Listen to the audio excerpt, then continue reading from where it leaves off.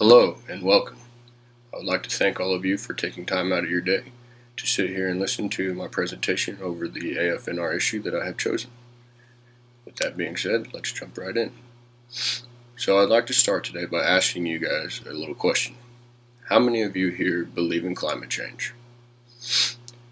Now, I'm sure some of you said yes and some of you said no, but whether or not, whichever one you have decided, after today, I believe you will all see why it is a very real issue, not only for humans, but for the environment and all other creatures that inhabit this beautiful planet.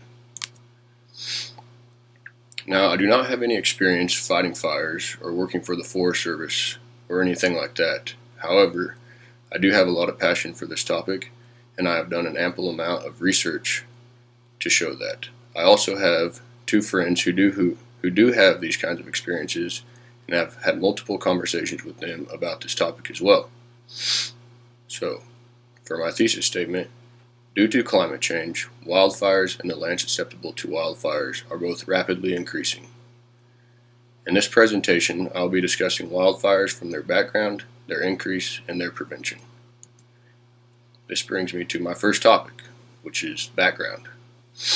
Now, forest fires have been considered a national issue for over a century now.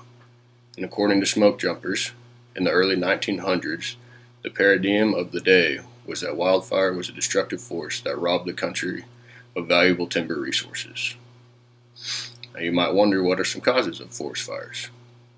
Well, wildfires are primarily classified by two ignition sources, humans and lightning strikes. Human ignitions are cause for 88% of wildfires since 2009. And this happens by multiple different ways, but some of the big ones are campfires, debris burning, and arson. Now, since 2009, lightning strikes have only caused 12% of wildfires, but they have been the cause for 57% of the total acres burned.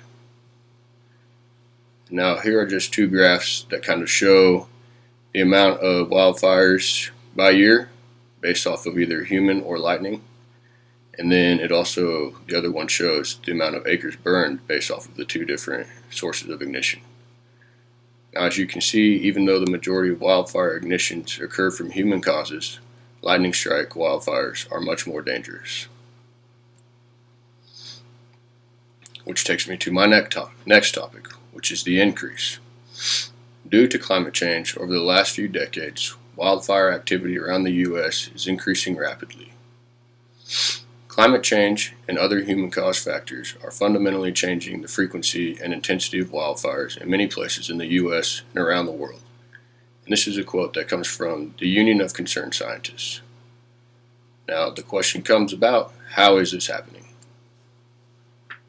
Well, the biggest causes for increase, although fire is a natural part of the world's ecosystems, there has been an observance of an ever-increasing amount of wildfires to multiple reasons. And these are warming temperatures, drying up of soil, and droughts across the U.S. All of these which are tied to human-caused climate change. Now, just a little bit of proof of this increase. There is plenty of proof out there that shows just how climate change has been cause of an increase in wildfires and the amount of land burned by these forest fires. And a quote from Union of Concerned Scientists says, from 2000 to 2018, wildfires burned more than twice as much land area per year than those from 1985 to 1999. And then a quote from the United States Department of Agriculture says, due to climate change, annual area burned and length of the fire season will likely increase throughout the United States, altering the structure, function, and potentially the species composition of forest ecosystems.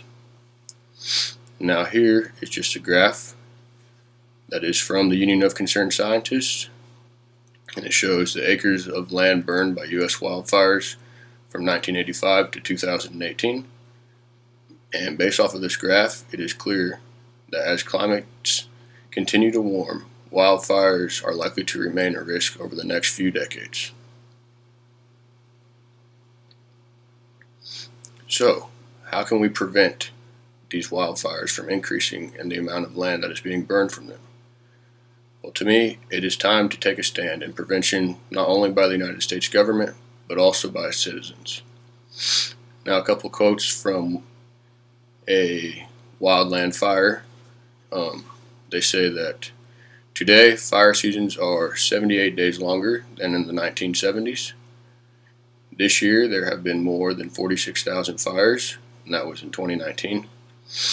Increasing development near forest boundaries also drives up the costs of prevention, as more than 46 million homes and more than 70,000 communities are at risk from wildfire in the United States. So you might ask, what can the government do to help this prevention? Well, some of the two biggest topics that they have been trying to do to prevent the increase in wildfires are research and program implementation. Now, for research, this is one of the main things the government is doing to help forest climate inform sustainable land management across the country. And in 2017, 13 Forest Service scientists were awarded the Nobel Peace Prize for their work on climate change. And they continue to work to ensure that the national forests and grasslands remain prepared for effects of climate change through adaptation, which helps reduce the vulnerability to climate change, and also by mitigation, which helps reduce the amount of greenhouse gases in the Earth's atmosphere. Which the next one is program implementation.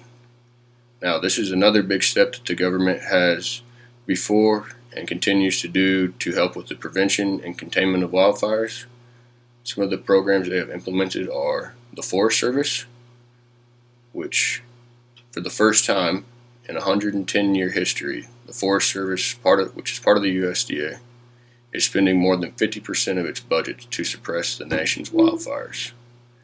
Another program that they have implemented is smoke jumpers. Now, what is a smoke jumper?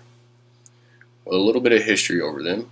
Smoke jumpers were first implemented to help fight forest fires in the West in 1940.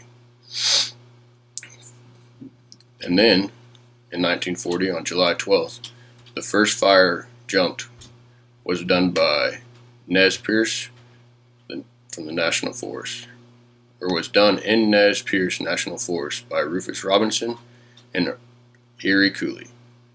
Today, there are 9 bases throughout the western U.S. Now, the purpose for these smoke jumpers is to help respond to fires in roadless wildlands that are impossible to reach by an on-land vehicle, which these wildlands make up approximately 1/3 of all U.S. Forest Service lands. They are often the first to be called out due to their ability to reach all areas of susceptible land. Now, just a little bit of the equipment that they use. Their jumpsuits are made of Kevlar. The interior padding on their suits are made up of hockey pads. And they also wear Nomex pants and shirts under the jumpsuit and tall leather boots. Which brings me to what I think the U.S. citizens can do to help the government in this issue. Now, helping prevent climate change might sound difficult for the average U.S. citizen. However, there are several ways in which you can change up your lifestyle to help the cause, such as energy consumption. And you can do this by implementing a programmable thermostat in your house. You can change out your gas stove for an electric stove, or you can unplug all your electronics when they are not in use. Then you can do something such as green eating, which you can buy organic and local foods. You can minimize your food waste, or you can just simply grow your own food. And then another thing would be green commuting, which is things such as riding your bike to work or to the grocery store, carpooling, or even purchasing an electric car. Now, that doesn't seem too hard, does it? If you just take a few steps here and there to change, you can make a big impact.